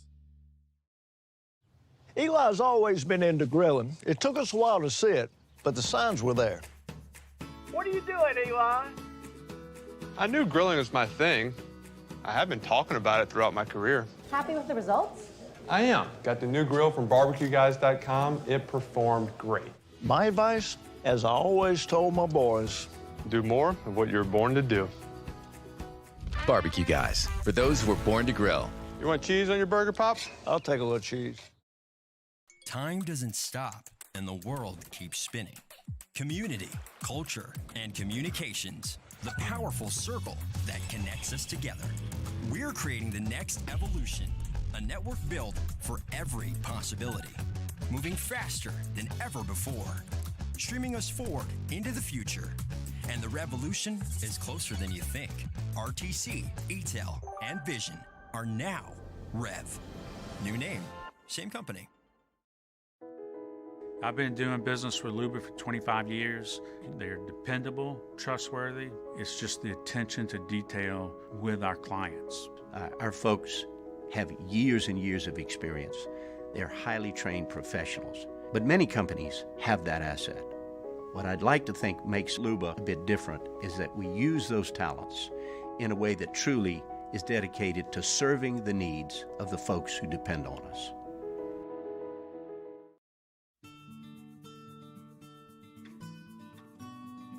This is a house call.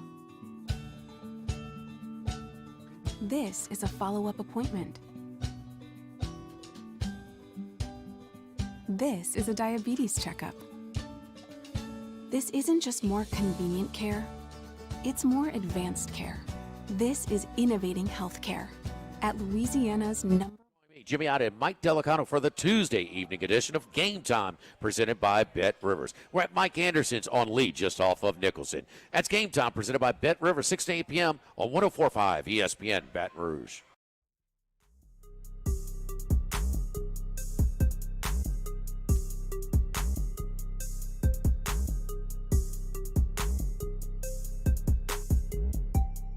You're listening to Hunt Palmer on 104.5 ESPN Baton Rouge. Big congrats to our first, second, and third place finishers in the Bowl Pick'em, presented by Twin Peaks and Coors Light. Matthew Thibodeau won first place, $2,022 in cash, plus a pair of tickets to LSU's home opener against Grambling, coming up in September. Second place to Elvin Groh, 2-night stay at Beau Rivage, and $250 in spending money. In third place, Breanne Callahan, $200 in Twin Peaks gift cards and a 2019 National Championship commemorative football. So shout out to Matthew Thibodeau, Elvin Groh, and Breanne Callahan for winning our College Football Bowl Pick'em. Let's go to the Citizens Bank poll question of the day here. Wanted to know how you're feeling about the New Orleans Saints after they've won 3 in a row here at the end but are eliminated from playoff contention. So the question was, does this late season win streak give you more optimism for the Saints for next season? 77% of you said no. 23% said yeah, optimistic. So pessimistic crowd, but unfortunately I'm kind of in your camp there because I don't see a ton of stuff to be super happy about with the direction of the Saints at this current moment. All right, Taylor Sharp, let's play some Take It or Leave It. All right, let's do it. Scott Stallings qualified for this year's Masters, but his invitation never showed up. Augusta National sent his invite to the wrong Scott Stallings, who reached out on Instagram to correct the error. Non-golfer Scott Stallings should have kept the invite. Take it or leave it. I'll leave it. He needed to give it back to its rightful owner, the correct Scott Stallings. It's a crazy story. The other Scott Stallings has their wife is the same name too. So as the golfer Scott Stallings, a crazy story. But if I'm the guy who got the mistaken invite to the Masters, I got to leverage this for something. I got to see if Scott can give me a ticket. I got to get an invite to Augusta. I need something for this error that I've gotten benefit from. Yeah, you got to make sure that Scott gets his invite, but now you're in a leverage position at this point. You got to see what you can do. I'm thinking practice round badges would be a pretty good start there for the other Scott Stallings. Just my thoughts. The Chargers intend to play their starters in Week 18 to try to clinch the 5 seed in the AFC. Take it or leave it. I'll take it. Yeah, sure. I'll take it. I don't know that the 5 seed or the 6 seed is that big a difference. We don't know what's going to go on at the top of the conference. They got some stuff to shake out here with the AFC because of what happened last night and where teams are going to slot in the playoffs. But look, I don't think there's a massive amount of difference between the Chiefs and the Bills and the Bengals, and so you're going to have to beat one or two of those teams anyway. I think it's great that they're going to go out there and play, but I don't think it matters as much as they are saying in the press conference. Purdue's 63-7 loss to LSU wasn't the worst Boilermaker loss of the day. Take it or leave it. I'm going to actually take this. The Cheez-It Citrus Bowl is not that big a deal. They were number 1 in the country, and Rutgers beat them in basketball yesterday. So it's a tough day to be a Boilermaker. In the morning, you got absolutely embarrassed on the football field, and then the pride of your athletic program, your number 1 ranked undefeated basketball team, got beat by Rutgers up in Piscataway. So not a lot of good stuff going on in Purdue land as of yesterday. So yeah, I think the loss to Purdue it was to Rutgers is actually worse than the football game. Anthony Lucas became the 8th member of Texas A&M's top-ranked recruiting class to enter the transfer portal. Crisis in Aggie land, take it or leave it. Crisis, I'll leave that. It's not good. Their numbers are in a bad spot. They've had 27 guys transfer. Still no starters. That's what's driving me nuts. I want the good players to leave. I need impact guys, not depth pieces. I'll take whatever I can get, obviously, but Anthony Lucas, high 4-star, is transferring out. of Texas A&M, and that signing class, I mean, 8 guys that made it one semester in Aggie land. They didn't even make it a full year. One semester in College Station, and they are bouncing. Anthony Luke is a good defensive lineman. They've got a lot of elite level talent on the defensive line, so he's not a starter at this point. But depth continues to chip away. And by the way, over in Aggie land, they don't have an offensive coordinator yet. They fired theirs right after the LSU game. They've had a month to get an offensive coordinator in there, and they still don't have one. I don't know what's going on. I don't know what Jimbo's trying to do or find, but they got some issues on the offensive coordinator front because we're pretty close to Jimbo just taking the reins back, and we know how that's going to go. It's not very good. So there are some issues in Aggie Lane, but I don't know if I'd go full-on crisis just yet. They should go ahead and hire Bobby Petrino. Okay. Reporters are that Michigan coach Jim Harbaugh will accept an NFL job if he is offered one, ditching Michigan for Denver. Take it or leave it. I'm going to leave it. It sounds like Carolina is interested as well. He's obviously done a good job as an NFL coach. He's done an excellent job the last couple of years with Michigan. Just can't quite get over the hump there. I don't know enough about how he feels about recruiting because that's really the difference. Just the time that it takes to be a college football coach has never been more demanding. The NFL, there's a little bit more downtime. There's a little bit more work-life balance. They still work a ton, but you've got an off-season there. There is no off-season in college. If you're a college football coach, you are on 24 hours a day, 7 days a week, 365, dealing with transfers, dealing with recruiting, dealing with NIL, dealing with everything that goes on. And some people love it because you can stack the deck and you can have a better, you can go get as many great players as you can find. And you can stack the deck and have far more talent than the team across from you. But it takes a lot more time. So I don't know what he wants to do. It seems like there may be an opportunity there, and that would just be kind of a gut punch to Michigan, who finally, after almost a decade with Harbaugh banging your head against the wall, finally broke through, and you just bullied and manhandled Ohio State 2 years in a row and got into the playoff, and you feel like your program's in great shape. And then if your head coach leaves and you got to start from square one again, that's a huge bummer. So we'll see what's next for Jim Harbaugh. If he wants to take the Denver job, maybe take the Carolina job, or he's back at Michigan, taking another swing at Ohio State coming up 12 months from now. That'll do it for Take It or Leave It here on a Tuesday. Reminded you a couple times. I'll do it one more time that we're going to have a lot of fun tonight at Pluckers on Nicholson. Sports trivia. If you've never been, grab a team and come on out. It's a lot of fun. Tonight's going to be awesome. We got LSU basketball starting up at 7 o'clock. We will start trivia at 8:30, so there ought to be about 8 minutes or so left in the game when we crank up.